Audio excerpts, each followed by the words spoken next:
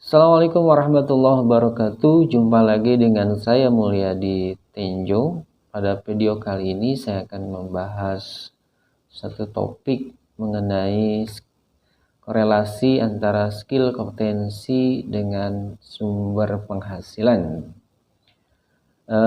Tak bosan saya membuat video-video yang bertemakan bagaimana kita mendapatkan penghasilan tambahan, ya. Kita yang dimaksud adalah kita yang berprofesi sebagai guru, saya dan mungkin teman-teman yang saat ini profesinya adalah guru. Oke, korelasi antara skill kompetensi dan sumber penghasilan. Kita mulai dari skill kompetensi, ya. Skill kompetensi itu adalah kemampuan profesional kita, ya, dalam bidang apapun. Kalau kita guru, ya profesional di bidang guru, ya, di bidang yang berkaitan dengan kemampuan mengajar kita, kemampuan baik teoritis maupun praktikum pada mata pelajaran yang kita ampu, ya, kemampuan pedagogi dan seterusnya, ya, yang berkaitan dengan kebutuhan skill mengajar kita, itu profesional, ya. Nah, kemudian korelasi dengan sumber rezeki maksudnya apa, ya? Ketika kita memiliki kemampuan profesional sebagai guru yang berlabel profesional, saya yakin dan teman-teman juga saya meyakini bahwa sumber-sumber penghasilan itu akan datang dari sumber A, B, C, D dan seterusnya, ya. Bukan dari gaji dari sekolah atau dari pemerintah, ya, kalau Anda ASN misalnya, seperti itu. Jadi ketika kita profesional, saya yakin sudah tidak ada lagi yang mengeluh soal gaji kecil, ya, merana soal gaji yang tidak cukup untuk kebutuhan rumah tangga selama 1 bulan, kebutuhan untuk mendapatkan kebutuhan primer, sekunder dan seterusnya, ya. Yakin kalau kita sudah profesional. Ciri-ciri profesional apa? Apakah guru tersebut memiliki lisensi profesional, ya? Mungkin salah satunya itu, ya, ketika memiliki lisensi profesional, baik Anda yang dahulu mendapatkan sertifikasi melalui portofolio, ya, prosesnya PLPG, kemudian ada lagi yang sekarang PPG, sehingga Anda memiliki sertifikat guru profesional dengan gelar GR itu salah satu tanda Anda profesional, ya. Nah, dengan profesional itu tentu korelasinya sumber rezeki bertambah, ya. Ya, dengan mendapatkan sertifikat profesi itu Anda akan mendapatkan tunjangan profesi guru, ya. Diperjuangkan lagi bagi yang guru-guru mengajar di swasta, ketika sudah mendapatkan sertifikat profesi, perjuangkan lagi sampai mendapatkan penyetaraan infasing, ya. Jadi Anda akan mendapatkan tunjangan sesuai dengan pangkat ASN 3A, bisa ke 3B dan seterusnya, ya. Sesuai dengan perjuangannya, bagaimana cara memperjuangkannya, mencari koneksi dan seterusnya dengan prestasi dan lain sebagainya, itu adalah perjuangan Anda, ya. Sehingga Anda bisa memiliki satu sumber rezeki tambahan misalnya, ya. Walaupun menurut beberapa teman pengawas dan lain sebagainya bahwa tunjangan profesi itu bukan buat kebutuhan rumah tangga guru, tapi untuk menunjang profesi. Tapi ketika tunjangan sudah kita yang mendapatkan, ya terserah kita yang mengelolanya, ya. Yang penting tidak untuk kebutuhan yang sifatnya hura-hura. Selagi itu bermanfaat, ya kita gunakan. Untuk membeli sesuatu, manfaatkan. Kenapa kita tidak gunakan? Seperti itu. Itu salah satunya ya. Kemudian skill kompetensi berikutnya. Silahkan misalnya kita mau upgrade kemampuan di bidang desain grafis. Misalnya Anda mengajar di SMK, kompetensi kalian multimedia. Anda ingin mendalami, Anda harus profesional, misalnya mengajar di bidang desain grafis. Anda mengajar mata pelajaran dasar desain grafis percetakan, ya seperti itu. Nah, Anda bisa mencari ikut kelas, kursus ya, mau online, mau offline ya, atau mau datang langsung ke orang-orang yang berkecimpung di dalam dunia desain grafis. Mereka yang setiap hari mengelola desain grafis ya, mau baik desain grafis yang sifatnya digital, hanya share melalui media online, ataupun grafis percetakan. Mereka punya percetakan sendiri, punya mesin cetak ya, melayani jasa cetak dan seterusnya. Datang, silahkan belajar sampai Anda benar-benar profesional ya. Setelah Anda profesional di bidang desain grafis, saya yakin satu lagi sumber penghasilan Anda akan datang ya.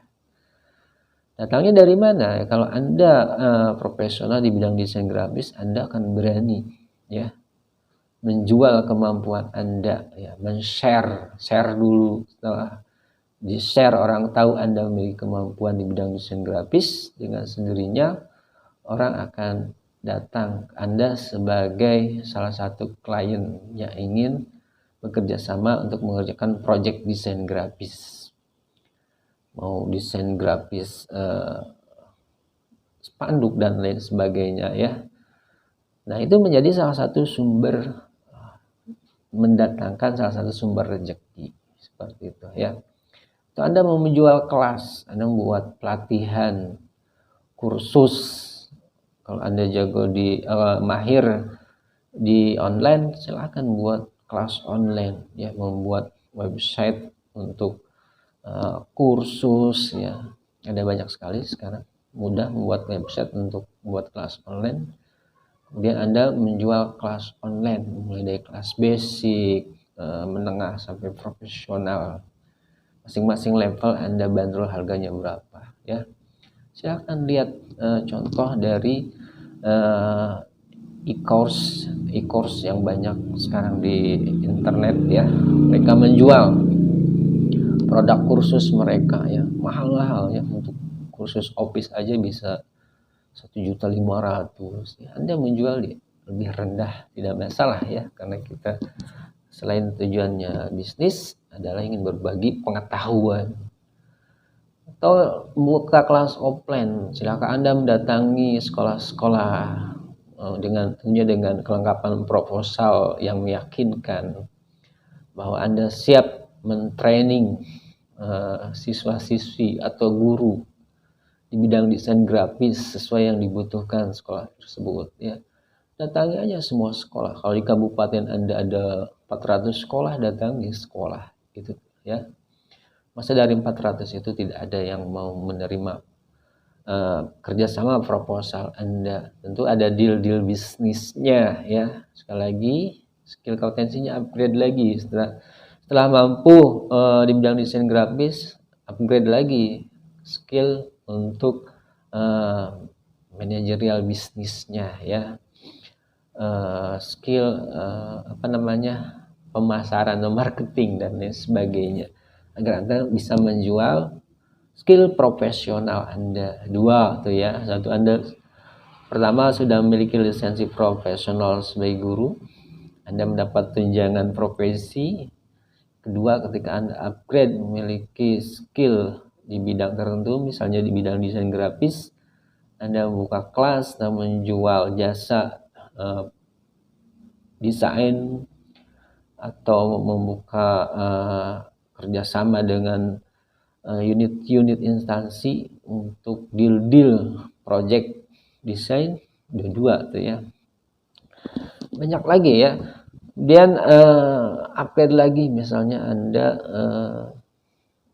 mau meningkatkan kemampuan di bidang manajerial sekolah, kuasai ya bagaimana cara membuat RKJM ya, RKS, dokumen 1 dan seterusnya.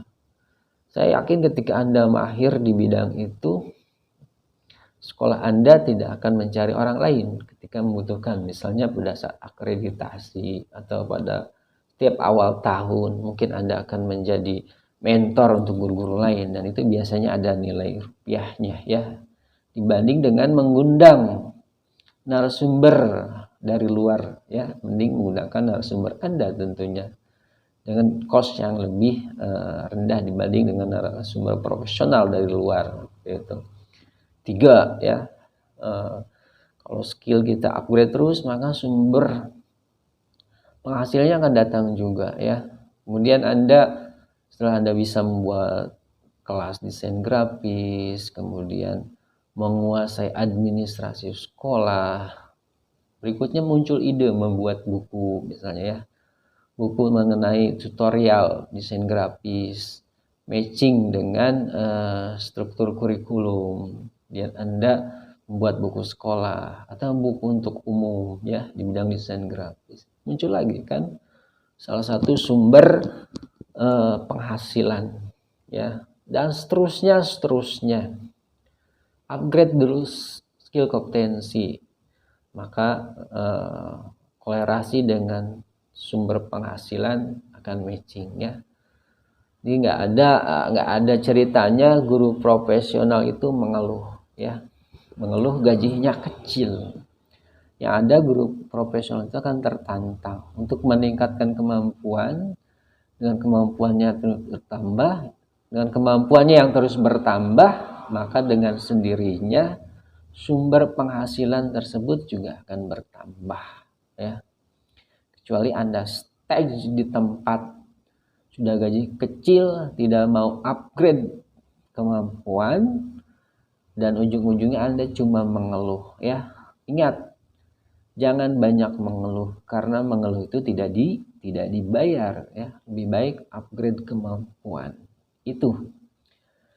Jadi sebagai penutup ya dari saya, bahwa penting bagi kita sebagai guru untuk terus upgrade kemampuan profesional sebagai guru atau skill lainnya untuk survive dalam kehidupan kita, dalam rangka menunjang sumber penghasilan dari gaji utama kita yang memang nominalnya tidak terlalu besar ya.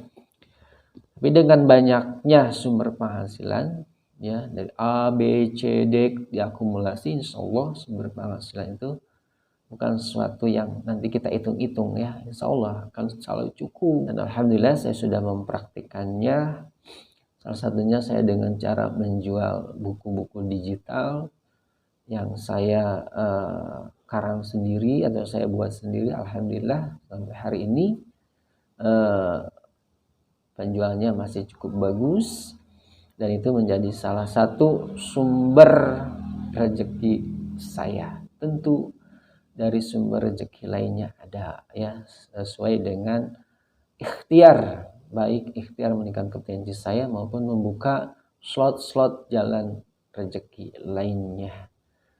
Itu dari saya, semoga termotivasi, semoga menginspirasi, sehingga kita ketika mengajarnya niatnya bulat dengan semangat 45, tanpa berpikir terpengaruh dengan pikiran-pikiran lainnya ya, yang disebabkan oleh minimnya penghasilan. Semoga bermanfaat. Terima kasih. Assalamualaikum warahmatullahi wabarakatuh.